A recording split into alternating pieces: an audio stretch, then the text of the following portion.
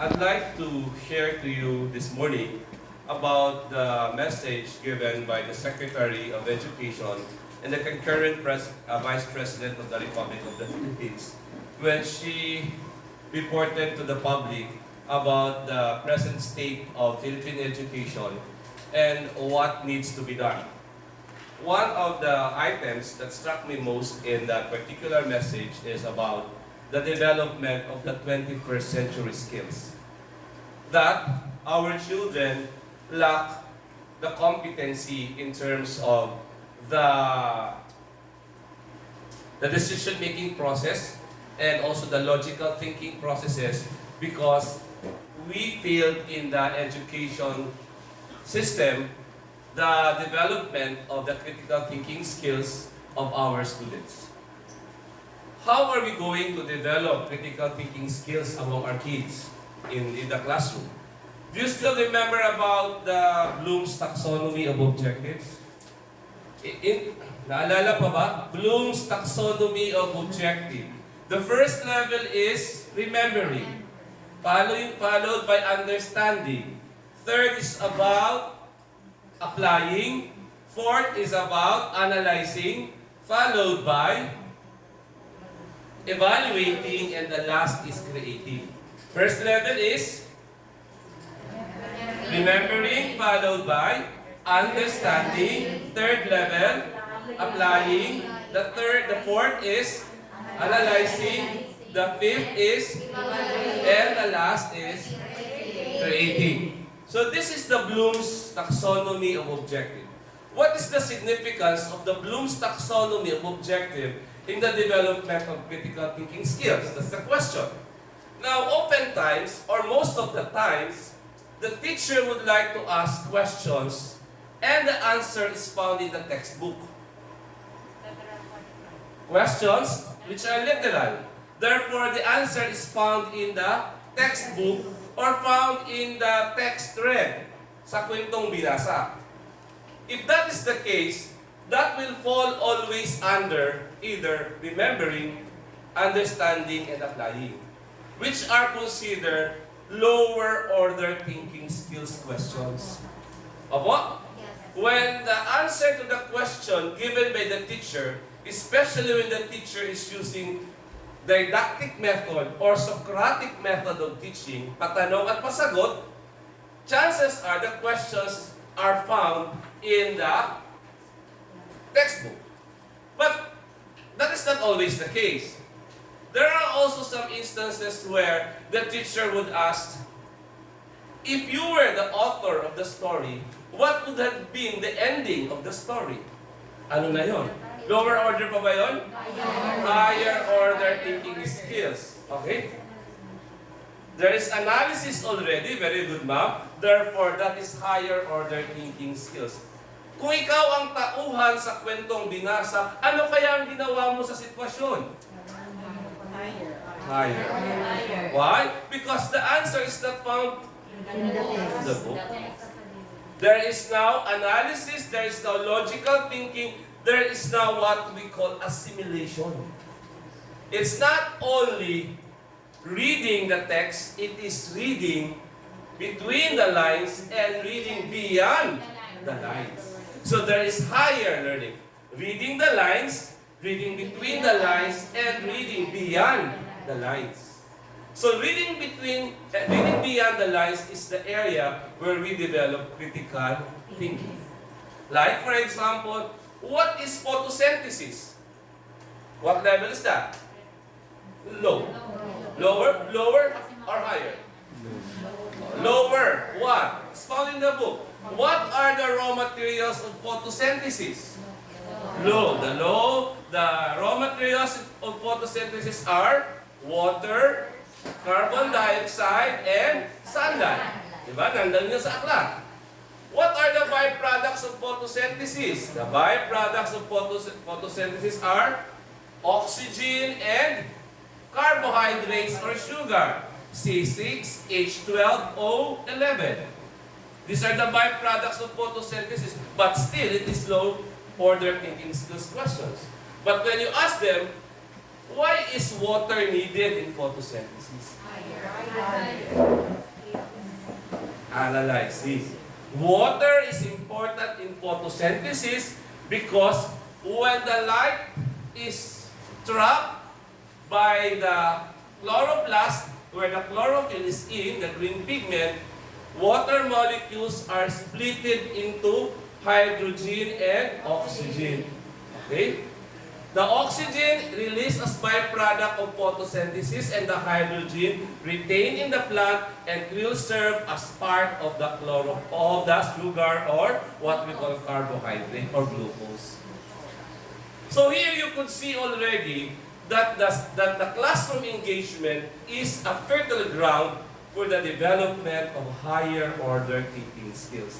But it needs the art of questioning of a teacher. So we are reminded again that the art of questioning must be improved.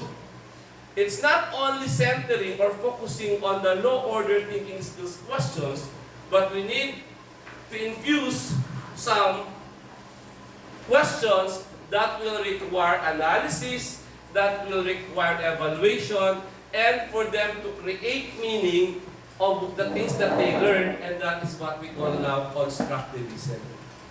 When they create their own meaning to what they are learning, we are applying now Brunner's theory of constructivism.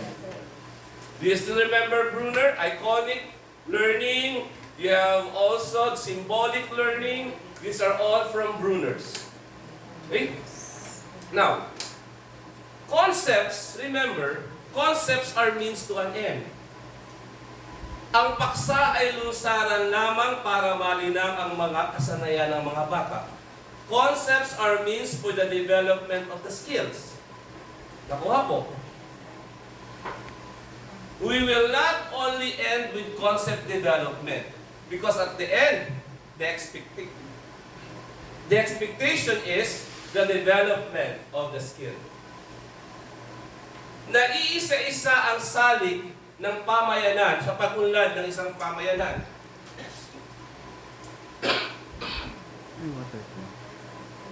Sa pag-unlad ng isang pamayanan. Nakikita nyo doon na iisa-isa ang salik sa pag-unlad ng pamayanan. Anong paksa? Salik sa pag-unlad ng pamayanan. Anong ibig mong malinang? Na kasanayan? Na iisa-isa. So sa bawat pagtuturo, thank you. Sa bawat pagtuturo, there is no chance for you, thank you. There is no chance for you to develop the concept and to develop the skills. There is no teaching learning process that you cannot develop the concept and the skill. Ang mga paksa ay lunsaran lamang para malinang ng mga kasanayan.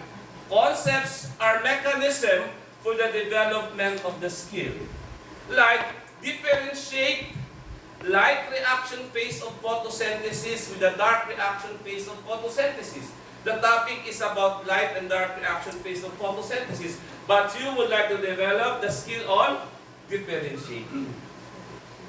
So for every lesson, there is always that chance for you to develop concept and at the same time to develop the skill of our pupils.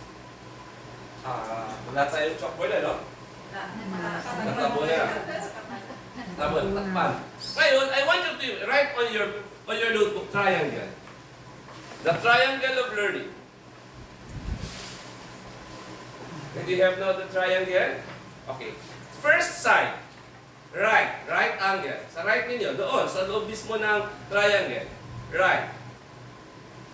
Isulat nyo doon, objectives or competency. The first angle is on objectives and competency. Sa taas, sa peak, you write development of the lesson. The other side of the triangle, you write assessment of learning. Okay? What is the meaning of that? The objective of the lesson is the basis for the development of the lesson, and the objective and the development of the lesson is the basis of the assessment of learning outcomes. You get my point? Ang layunin sa Banghay Aralin ay basehan sa paglinang ng aralin. At ang pagtataya ay nakabase doon sa layunin ng aralin at sa paglinang ng aralin. There is now what we call alignment. Alignment. Learning alignment would mean the objectives of the lesson is the basis for the strategies of the teacher.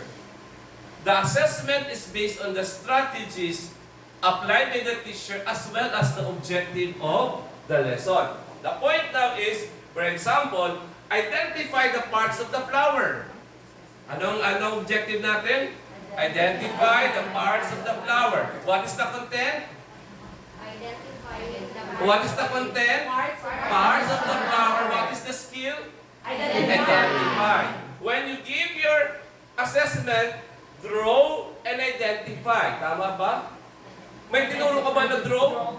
Wala naman, tinuro mo lang. Identify. So there is now a flower and they will just label the parts, the petals, the sepals, the corolla, the calyx, the petiole. You have also the filament and there are pollen rings.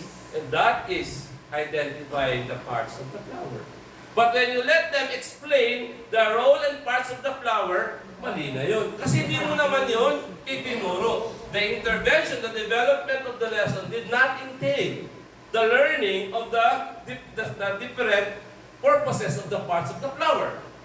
You only centered your lesson on the identification of the parts.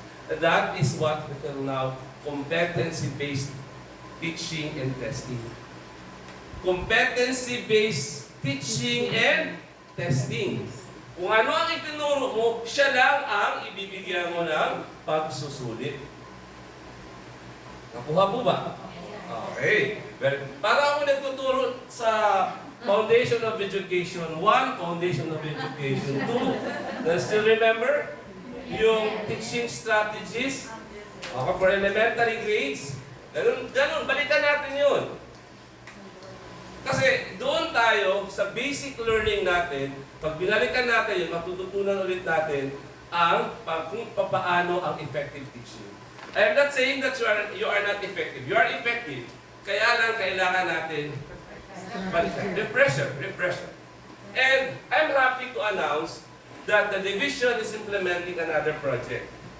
Di ba anong project natin una? Anong mantra natin una? Unawa, usap, nawa, kalinga. Di ba? Yun ang una natin. Ngayon meron tayong HSP. Anong HSP natin? HSP. Happy School Project.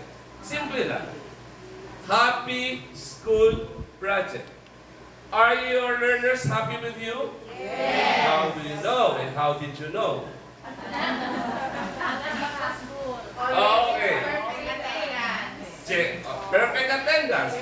When the attendance is perfect, will that be an indicator that they are happy? How are we going to make them more happy in school? Hindi pwede ang more happier. Idandan yun sa grammar, di ba? Kung gagamit ka ng happier na. Kung gagamit ka ng more happy. Go to the base form of the verb. Okay, now, go. Paano natin mapapasaya pa ang mga bata? Let's go back to what we call children's literature. Before the start of any class and subject, for example, Baba Black Sheep. Yes, sir, yes, sir. One for the little boy. Ay, parang hindi na marunong. Ibabalik ko kayo sa, seriously. Twinkle, twinkle. Little star. How?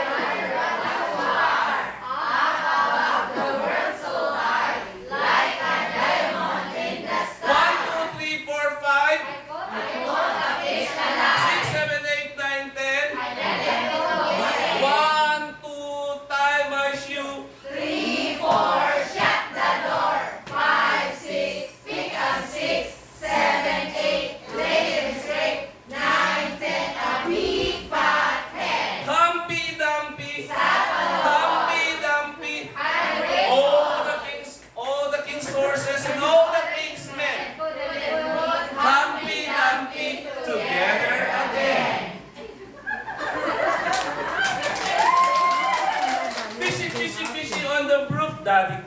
with the mother cooking in a pot, and baby eat it like a man. Will that make your pupils happy? Yes! We will make them happy inside your classroom. Let's go back to nursery rhymes.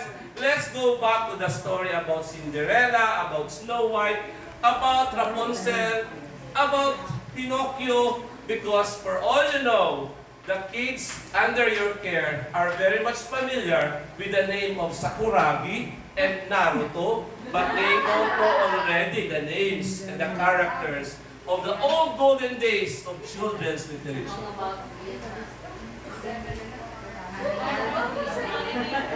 Are you happy now?